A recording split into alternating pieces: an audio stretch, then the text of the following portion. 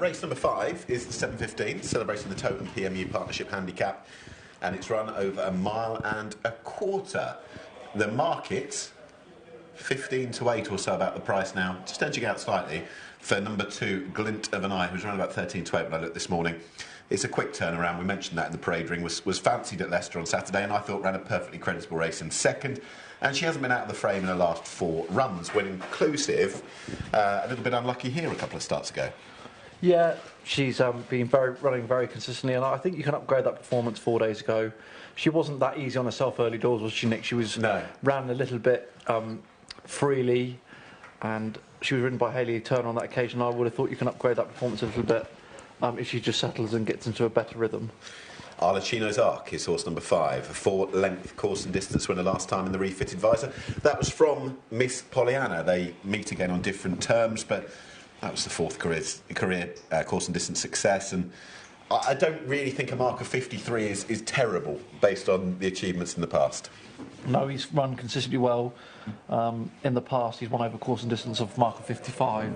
He's a really, really likeable type, and as I say, his one sort of fault at times is he needs to be sort of organised early doors and go and get position, and I'm sure Charlie Bennett knows this horse pretty well, and I would have thought he's aware of that, and I think his races a lot of the time for me are really organised very well at the start, and I think Charlie will be go and get his pitch from stall 2, and then he can sit and travel. But that performance over course and distance in a classified was a really, really likeable performance when beating Miss Pollyanna, and it was I would say that if you can run to that level of form, he's going to be very hard to beat in this. And just with her as well, Miss Pollyanna, because she's a big price here, she's out to 20 to 1 or 22 for a moment or two ago. She's obviously £8 better off, but she isn't consistent, and she's a long-standing maiden. Any reason whatsoever to suggest that the terms could be reversed today? Not for me. No. I think probably if ridden slightly differently, may well be a bit closer, but she's normally ridden with restraint. It suited her last time. She was steadied and got into a smooth rhythm, dropped in, and I just feel Arlecchino's Arc's very consistent, and he ultimately won pretty smoothly last time.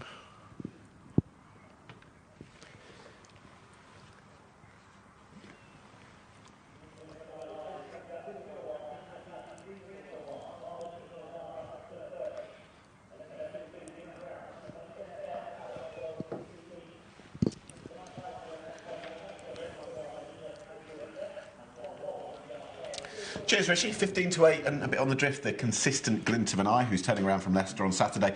But 13 to 2 was the price this morning, I noted down, for Active Magic, who is now into 11 to 4 for a first start for the John Mackey yard. Yeah, first run since leaving Alice Haynes, and there was a good run last time at Wolverhampton over the extended 8 furlongs there. Operates, and his wins to date have been over that sort of extended 9 furlongs. And 8 furlongs, and I think the 10 furlongs here should suit.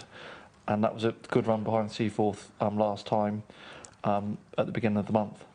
We have a dead 8 in here, and there are reasons to make a case for a couple of these on potentially back form or ones like Big Brown, who haven't actually showed their hand too much so far. 0 from 6 so far. Big Brown on Race Beyond a Mile, and I think it's just about a pedigree which would suggest maybe showing a bit more as the distance progresses.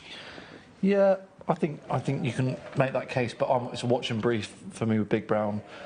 Can not be the quickest in the stride at times, and I would say I'd want a sort of more positive profile. Really, I didn't really think you could take much positives out of the last start. Really, maybe something or nothing, but Fair Power I thought might just be overpriced. Happy to be proved wrong in a few minutes' time, but. It's not a bad record here, 2 from 9, a few placed efforts, and I just wondered whether the cheap pieces going on for the first time since 2019 were interesting, given the fact the only 2 times they were used way back when the horse finished first and second in a couple of runs over course and distance. Yeah, I can see your case, and he operates extremely well over course and distance, doesn't he? Tenuous though it might be, yeah. I know you've had a little each way bet on him, haven't you? On the basis that we did have the 8, yeah. And I can see that case. I would like to see a little bit more market support from him. I think if it was a plot, he would have been better supported in what looks a weak race for the grade. Arlecchino's Arc was decent enough here last time. Yeah, I think he's a really likeable type. You know what you're getting with him. As I said on Extra, I think Charlie Bennett is aware of this horse, and you need to organise him out the gates, go and get that position, and then he'll travel around smoothly for you. When he beat Miss Pollyanna last time, I know the weights are varied round, but it was a really smooth performance. He won ultimately very easily in that classified, and I think if he turns up in the same form, he's going to be hard to beat. OK, this is race 5 of the 7. A couple still to go forward include the outsider, Mobham, who's to be ridden by Franny Norton. Of course, already on the score sheet so far with Justified, but he's got, you would think, a better chance coming a little bit later on. There is Glint of an Eye, who continues to run consistently and is turned around again fairly quickly. In fact, looking to become the second horse tonight to have run at the weekend and come on midweek to win at Chelmsford. But for race 5, here's Anthony Ennis. Thank you, Nick. Last couple going in then. And we're just about ready. All in. And they're off. Over 10 furlongs for the Celebrating the Tote and PMU Partnership Handicap. One of the first to show is Arla Chino's Arc, who won here last time. Leads by about a length at this stage to Menina Atravida, who's got plenty of sheepskin around his face. The cheek pieces in the noseband in second, the dark blue colours. Racing in third, Active Magic. First start for John Mackey, racing in the white with the green on the sleeves. Then comes Glint of an Eye, runner-up at Leicester on Saturday. Is racing back in fourth place, the filly. To the outside of Fair Power, the dark jacket with the orange cap. And then comes Miss Pollyanna, blue and white quarters.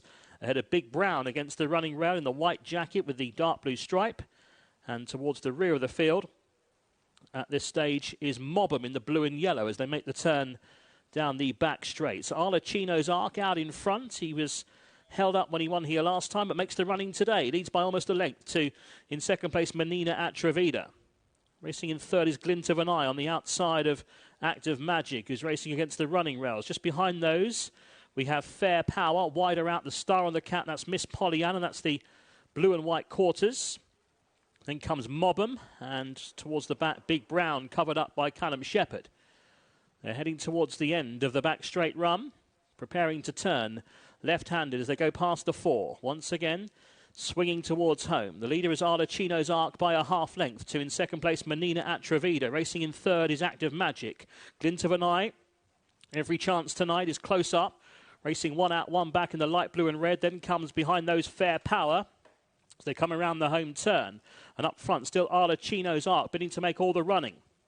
Out in front, Glint of an Eye is now trying to make up some ground for Kieran Schumacher in second place. Towards the rails, Active Magic every chance. Arla Chino's Arc being driven. Here comes Glint of an Eye, running on well down the outside with the cheek pieces. Arla Chino's Arc has a big rival here because Glint of an Eye is running on well down the outside. These two, Glint of an Eye just nosing on for Kieran Schumacher. Glint of an Eye gets a well-deserved success for Henry Spiller. Tips out Arla Chino's Arc. Third, Active Magic, and they were clear of Fair Power and Menina Atravida.